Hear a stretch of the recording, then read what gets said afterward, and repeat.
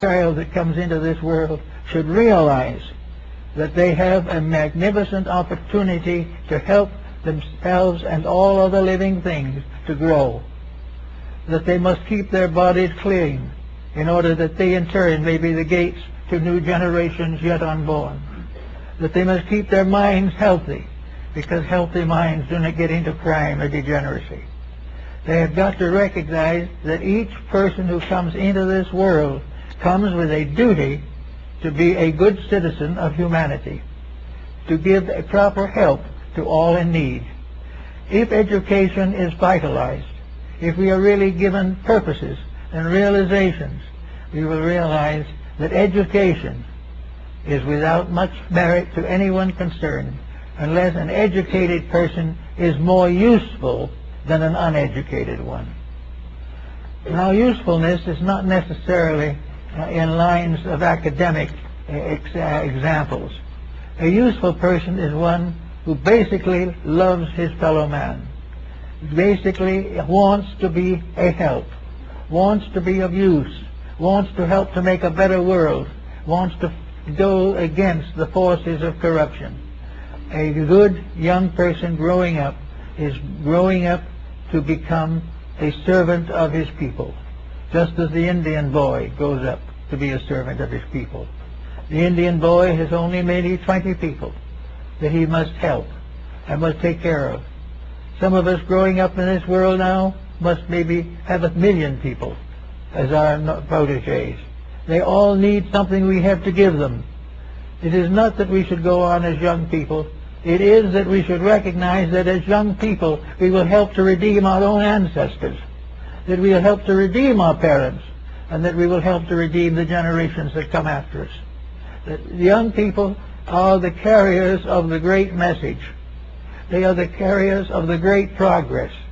If we train our young people to be just like ourselves, we are destroying the reason for evolution.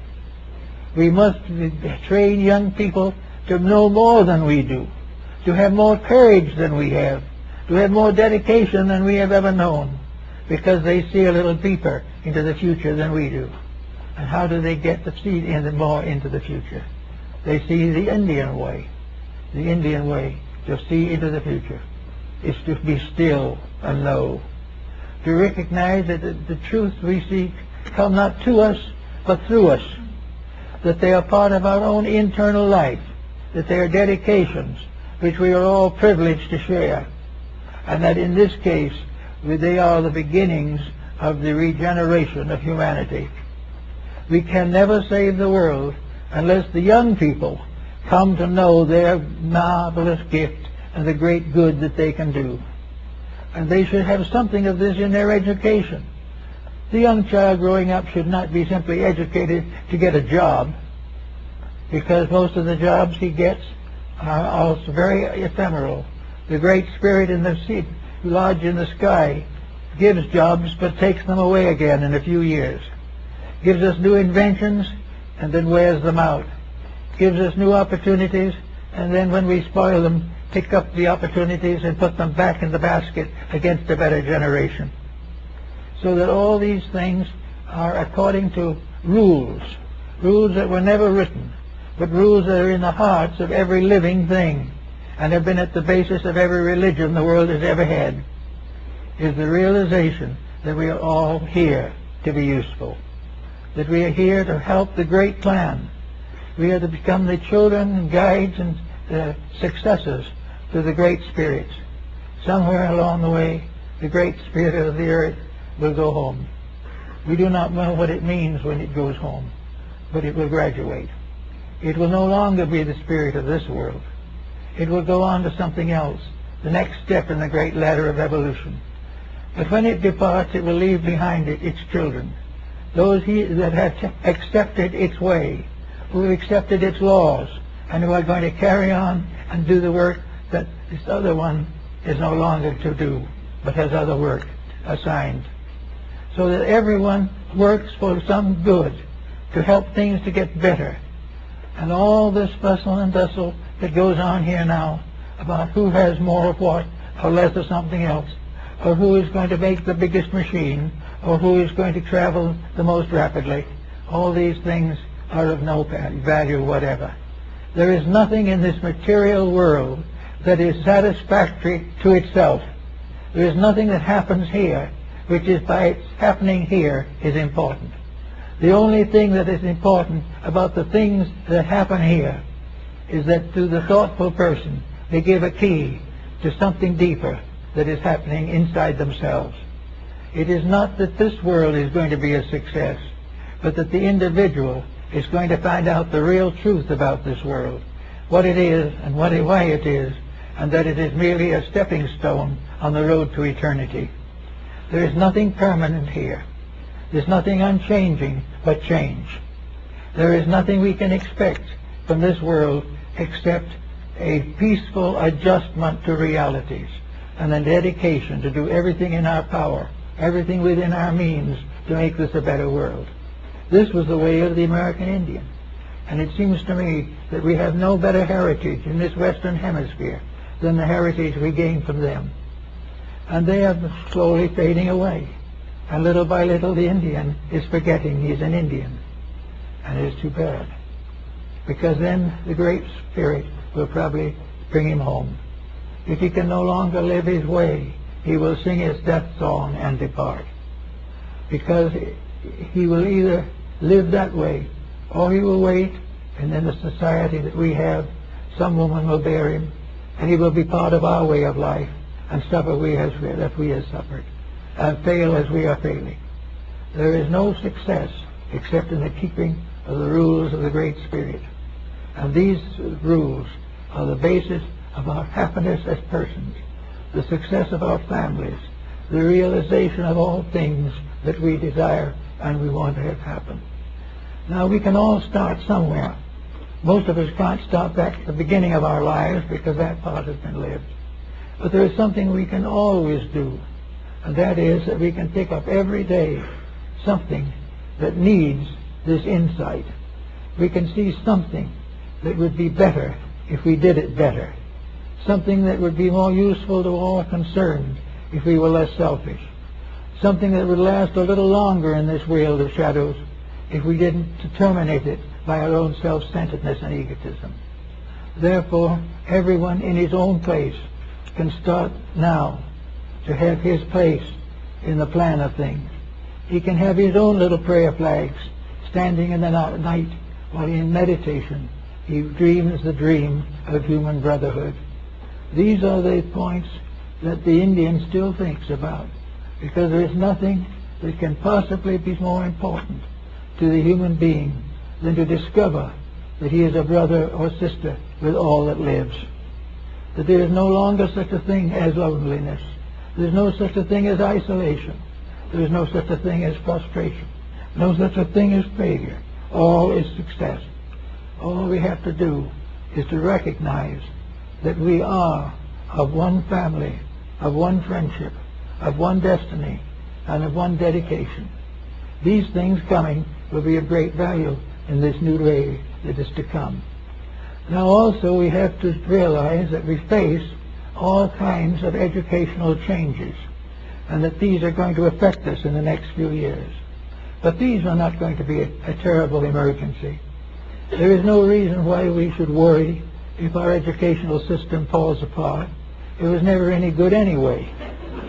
It was a failure from the beginning because it did not remember or did not know the will of the Great Spirit.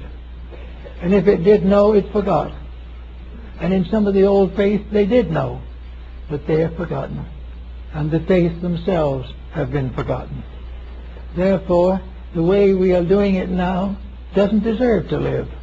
It has no permanent value. It only helps us to make a little more money before we die, and then a little more trouble for our heirs after we are gone. There is nothing here that is of value except that thing which is locked within us, the soul. The real spirit of our lives. We come out of this world enriched only by the revelation that we have had of our own internal destiny. The individual who out of this life learns to outgrow this life, he is wise. The person who out of this life suddenly realizes that hatred destroys itself, that selfishness ends in chaos, that war ends in confusion. All of these things are the mistakes, and our present world with its present conditions is simply a monument to mistakes. Mistakes on every level, on politics, on industry, in science, everything. Everything is mistake. Why? Because of lack of dedication. Nothing can succeed that is not dedicated to the good of all that lives. The moment selfishness comes in, disaster follows. If there is a spirit of evil anywhere in the world, it is selfishness. And it is selfishness that makes us betray the purpose for our own destiny. And it's now, since the beginning of the Christian era, we've had 2,000 years of betrayals. We've had every good, every beauty, every truth fought against, destroyed, compromised in the name of profit. And out of all this profit, what do we have? The most we can possibly hope for is a larger monument in the cemetery. And, of course, to leave behind us our worldly goods, which in turn will make sinners out of our own children. We don't have much. It's all something that is a strange kind of dream, a nightmare. We're in that nightmare now. We are not in it every day. Every morning we get the newspaper, more nightmare, more confusion, more misery is brought to our attention. And we, claiming to be intelligent, claiming to be educated, claiming to have vision and understanding, remain terror-stricken in the midst of our own mistakes. There seems to be no answer to this, but there is an answer. We've got to stop making the mistakes. There is no other way. There will never be any way that we can prop up a disaster. Ultimately, it will happen. Ultimately, it will bring us back to the realization of the old Indian medicine priest, that everything that succeeds with the blessing of the Great Spirit, and nothing that has this blessing withheld can ever succeed. So this Great Spirit becomes a kind of personification of the laws of the universe, the laws of the great Manitou who rules all things. And if we keep these rules, we live. If we break these rules, we die. But in death, it is not as serious as we think. Death will be a terrible tragedy only to people who have too much in this world to think about and to leave behind. If an individual must leave a fortune, his passing may be rather painful. But if he knows from the beginning it was never his, he can leave it in peace and go on to something better.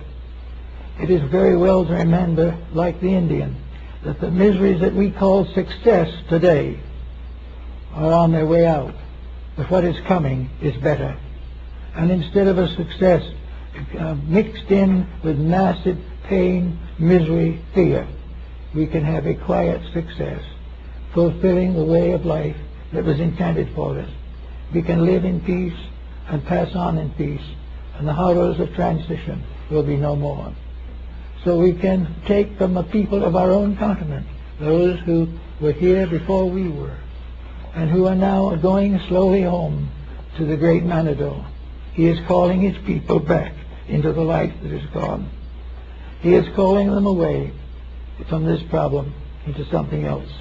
But in the meantime, he has left behind a strange and curious legend, a legend that love wins all wars, that in the end there cannot be any hatreds without destruction, and any selfishness without pain, and any ambition that becomes too strong so that it destroys the peace and security of other people. Now when we get down to our own little problems here, what are we going to do about this? Here we have a matter of education coming up. We know definitely that we are on the wrong track. We are on the track of assuming that education is competitive. We are assuming that there are 3 levels of intelligence. A low level in which we are educated for crafts and trades. A middle level in which we are the blue collars, destined and foreordained to reasonable comforts.